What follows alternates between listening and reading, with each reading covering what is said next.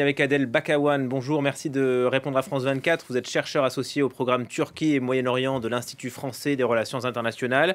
La Suède ne doit pas s'attendre au soutien turc, dit Erdogan. Est-ce que vous y voyez un positionnement politique du président turc à l'approche des élections? Écoutez, c'est un cadeau, un grand cadeau fait au président de la République turque, Recep Tayyip Erdogan, qui est en difficulté à l'échelle interne parce que tout simplement l'état économique de son pays est vraiment dramatique, hein, catastrophique, numéro un. Numéro deux, la présence de 3,5 millions de réfugiés syriens sur son sol, qualifiés par la mémoire collective turque désormais comme ennemis. Auparavant, Recep Tayyip Erdogan les qualifiait comme frères musulmans ou la fraternité, au nom de la fraternité islamique. Il a accueilli cette population syrienne. Là aussi, c'est un échec. C'est un échec évident. C'est un échec aussi à l'échelle régionale qui n'a pas pu régler le problème de ce qu'on appelle l'entité étatique dans le Kurdistan syrien, qui est considéré comme une menace pour la sécurité nationale turque. Dans ce contexte-là, brûler le livre sacré des musulmans devant l'ambassade de Turquie en Suède, c'est un cadeau fait à un président fragile et fragilisé. Oui, il se veut le défenseur de l'islam, on l'a bien vu, notamment en France, quand il s'est opposé à Emmanuel Macron, suite à aux publications des caricatures de Mahomet, donc ces autodafés religieux qui viennent donc prouver la position d'Erdogan. Il y a une lecture, bien sûr, de la liberté d'expression qui est irréconciliable de part et d'autre. Oui, bien sûr, hein, on peut bien évidemment traiter cette affaire à plusieurs échelles. Tout d'abord, au niveau de la liberté d'expression, hein, là, on n'est pas à cette échelle. Mais ce qui est le plus problématique, ce qui est en jeu, c'est l'instrumentalisation politique de cette affaire-là.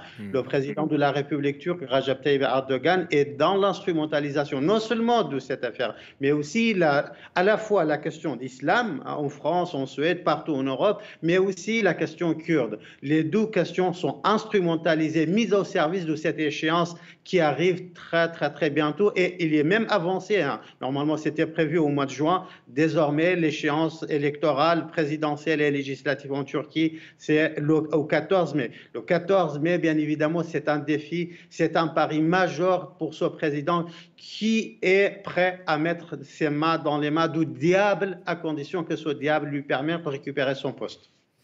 Vous parliez donc de l'autre problème, entre guillemets, sur l'adhésion de la Suède, l'extradition donc d'opposants turcs qui vivent en Suède et qui sont pour la plupart kurdes, et Erdogan les considère comme des terroristes. Est-ce que réellement les autorités suédoises ont la main, la possibilité de les extrader, ou est-ce que c'est à la justice de se prononcer? Absolument pas. Le président de la République turque doit comprendre qu'on est dans un pays démocratique. Dans un pays démocratique, les pouvoirs sont séparés. Malheureusement, il ne l'a pas saisi, ou il l'a bien saisi, mais comme je l'ai dit, il est toujours dans l'instrumentalisation. Le pouvoir judiciaire, le pouvoir exécutif et le pouvoir législatif sont bien séparés. Le président de la République turque peut réclamer n'importe quelle personne. Les autorités suédoises n'ont pas la légitimité, n'ont pas le pouvoir d'envoyer un réfugié, à une personne, un individu, un immigré d'origine kurde installé en Suède parce que tout simplement la Turquie le demande. Non, il y a des procédures à respecter. Le Premier ministre suédois est dans l'obligation de respecter ces procédures-là, ce que le président turc ne veut absolument pas l'entendre. Est-ce que vous pensez qu'Erdogan a intérêt à aller jusqu'au bout concernant ce veto sur la Suède qui veut adhérer à l'OTAN, ou est-ce que vous pensez que ça peut s'arranger après les élections?